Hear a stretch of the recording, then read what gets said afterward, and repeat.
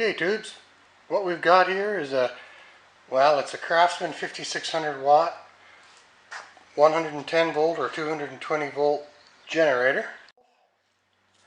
And I have tried everything to get this thing going as far as just the basics. I have taken the air cleaner off and used my priming fuel into the carburetor, and it does not even fire. But I do have spark. I've taken the spark plug off of the spark plug, or spark plug wire off of the spark plug, and checked for spark, and we have a great spark. So I'm thinking these motors get run a lot, like they run and run and run and run and run. So I'm hoping that we just have an exhaust and a valve intake valve clearance issue. That's an exhaust and intake valve clearance issue. And so I'm going to take the rest of this apart. There was a little shield here.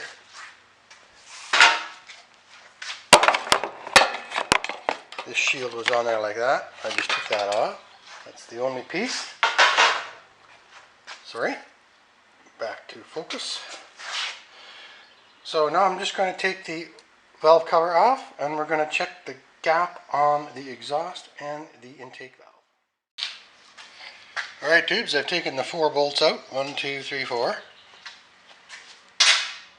going to disconnect the breather tube.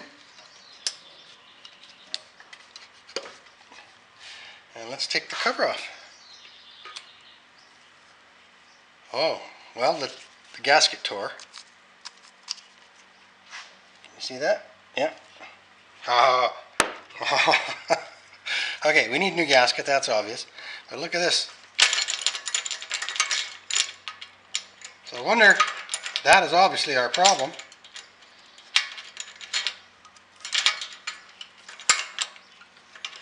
So the intake valve wasn't even opening. So that is our problem, folks. I wonder if I can reassemble this with the parts I've got. I don't know. I'm going to play with this for a while, and we'll come back when I have a solution. That was cool. Okay, tubes, I've taken the spark plug out so that we can turn the engine over without fighting it. And I've got the push rod, which is right here, sitting down right into its mated hole there. And I just wanted to make sure nothing bad had happened internally to the engine. So we want to see if this thing still goes up and down. There's the exhaust. Okay, we're watching the pin, or the push rod. There it is. It's going up and down. There's the exhaust. There's the intake, exhaust. So now all I have to do is reassemble this with the hopes I can get it running again. So we're just going to remount the rocker arm. Look on the computer look on the internet for specs. There's a good PDF file in Briggs & Stratton site. And then we'll tighten and adjust the valves, and we'll start it and see if we can get it running just the way it is. Alright, tubes, it's a 2000 series motor, and it's either 4/1000 of an inch or 6/1000 of an inch. But being as the engine's worn, I'm going to go to 4/1000 of an inch. And that's on this site here, Briggs & Stratton check chart. And I got the information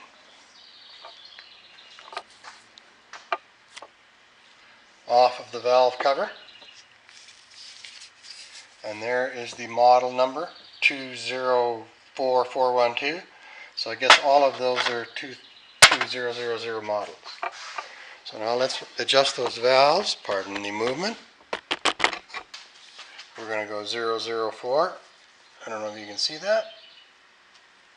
So now I'm just going to set the engine just a tad bit past top dead center.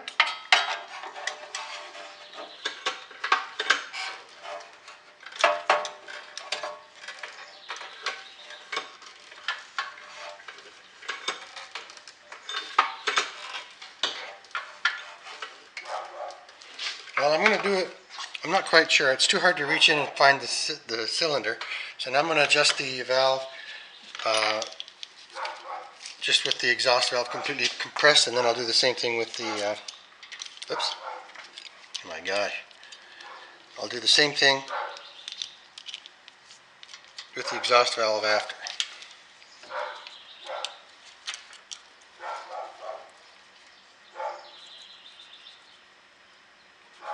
Oh, it's a hair adjustment there.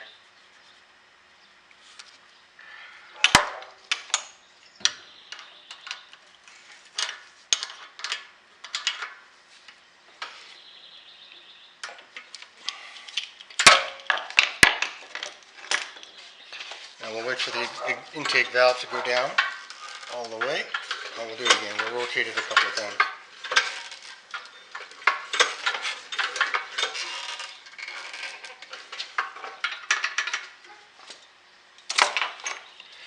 Loosen the retainer. Oh, that's pretty loose.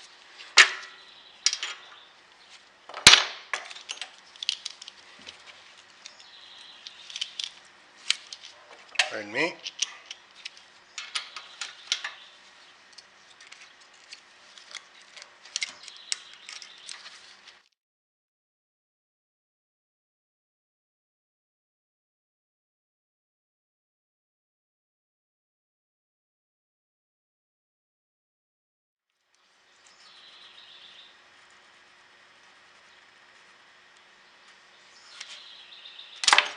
I'll tighten that up, and then we'll just give her a couple of real good pulls.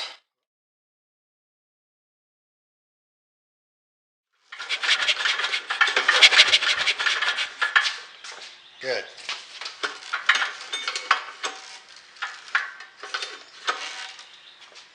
I'm just going to put my finger over the spark plug to make sure there's compression.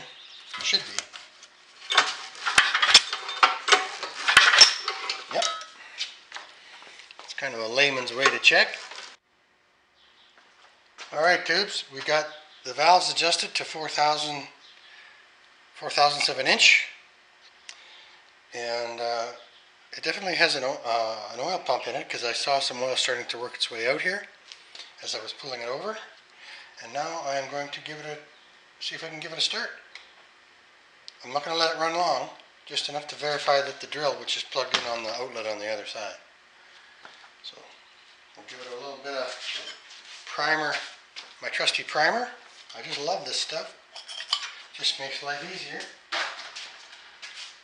I'm not going to run it for long because it splatters. You'll be able to see the valves going up and down here.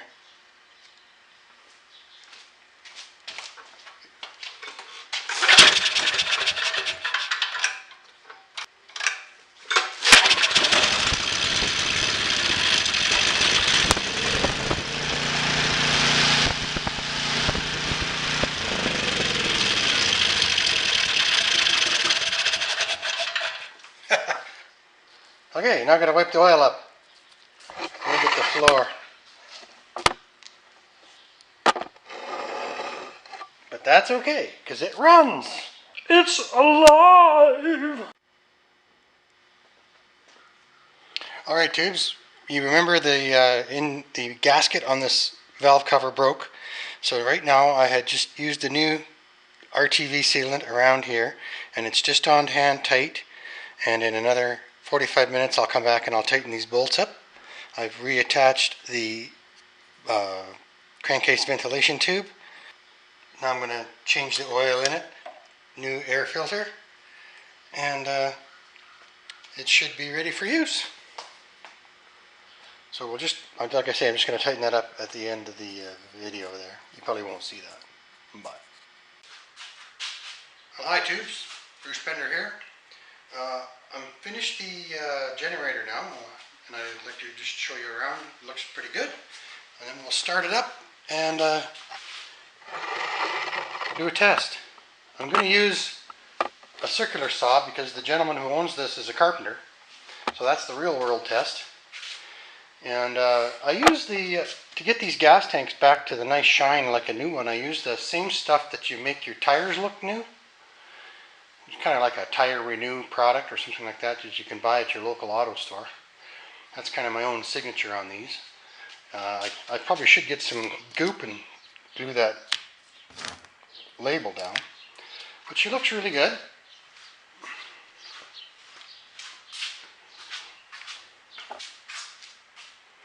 Now, if anybody can tell me, when you start it up, you get two codes, a C1 and a C3. C1 is check oil and a C3 is check air filter, and it never goes away. Now, the one model up from this says to hit the reset button on the unit, but this unit has no reset button. I've been all over it on the back, and so if anybody can tell me that, that'd be great. But I don't think there's a reset button on this one. I think it's just a warning. So let's get you set up, and we'll do this.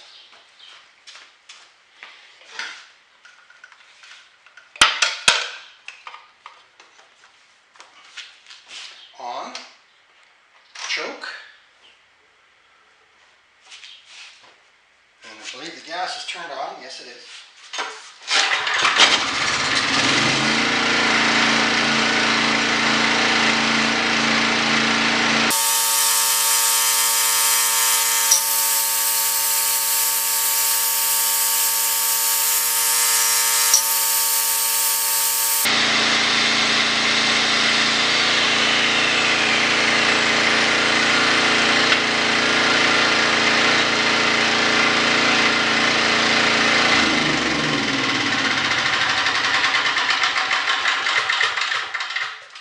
So that's a big compressor because it's a 10 horsepower motor and 5,600 watts, which was in the old days, that's all you had on your house was a 5,000 watt service. So anyway, that's a nice old generator. Hopefully my friend gets a few more years out of it. VTHV1 over and out.